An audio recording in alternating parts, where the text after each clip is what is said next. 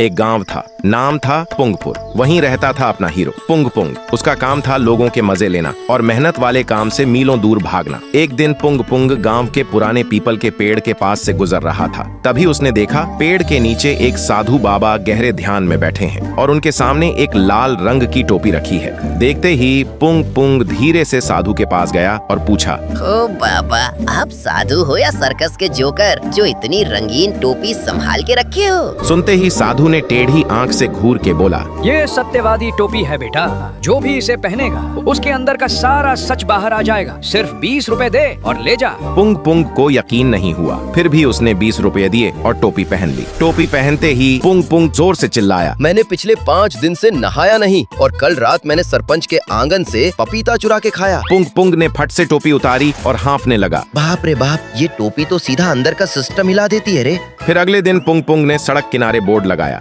अपने पति का सच जानो, सिर्फ 50 रुपए में सत्यवादी टोपी का चमत्कार। ये देखते ही गांव की औरतों की भीड़ लग गई। फिर सबसे पहले हलवाई की बीवी आई। पुंग पुंग ने जैसे ही हलवाई के सर पे टोपी रखी, हलवाई तुरंत चिल्ला पड़ा, मैं देसी घी के नाम पे सस्ता तेल मिलाता हूँ और पड़ोस की दुकान वाली आंटी को आंख मारता हूँ।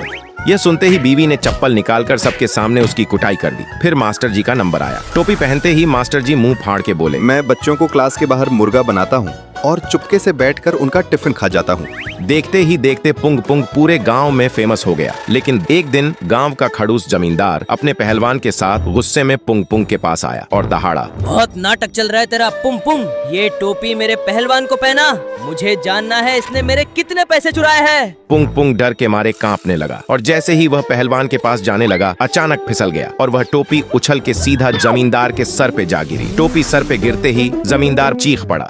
मैं बाहर से ही गुस्से वाला दिखता हूँ, असल में रात को मुझे अंधेरे से बहुत डर लगता है और मैं अपनी बीवी का हाथ पकड़ के सोता हूँ। सुनते ही पूरा गांव लोटपोट होके ठाके मार के हंसने लगा। लेकिन जमींदार शर्म और गुस्से से लाल टमाटर हो गया और लाठी उठाकर पुंग पुंग के पीछे दौड़ पड़ा। लेकिन पुंग पुंग भागते हुए सीधा उसी साधु के पास आया और उनके पीछे छुप गया। तभी साधु जोर जोर से हंसते हुए बोले, अरे जमींदार साहब रुको, गुस्सा मत करो, ये कोई जादुई टोपी नहीं है। फिर साधु ने जमींदार के सर से टोपी उठाई और टोपी के अंदर से एक बिच्छू निकाल के बोला, इस टोपी में मैंने एक खतरनाक बिच्छू छुपा रखा है, इसलिए जैसे ही कोई इसे पहनता है ये सीधा सर की नस पे काट लेता है और दर्द के मारे सारा सच उगल देता है। पुंग पुंग सुनते ही चक्कर खा के बेहोश हो गया और जमींदार ने अपने सर पर हाथ रख के देखा। उनके सर पे अंडे के आकार का एक बड़ा सा गुम्मड़ निकल आया था। जमींदार के सर पे गुम्मड़ देख के पुंग पुंग होश में आते ही बस इतना बोला, बाबा ये टोपी नहीं, ये तो फुल टॉर्चर मशीन है रे। तो दोस्तों, अगर आपको भी पुंग पुंग की तरह ऐसी सच उगलवाने वाली टोपी मिल जाए तो क्या करोगे?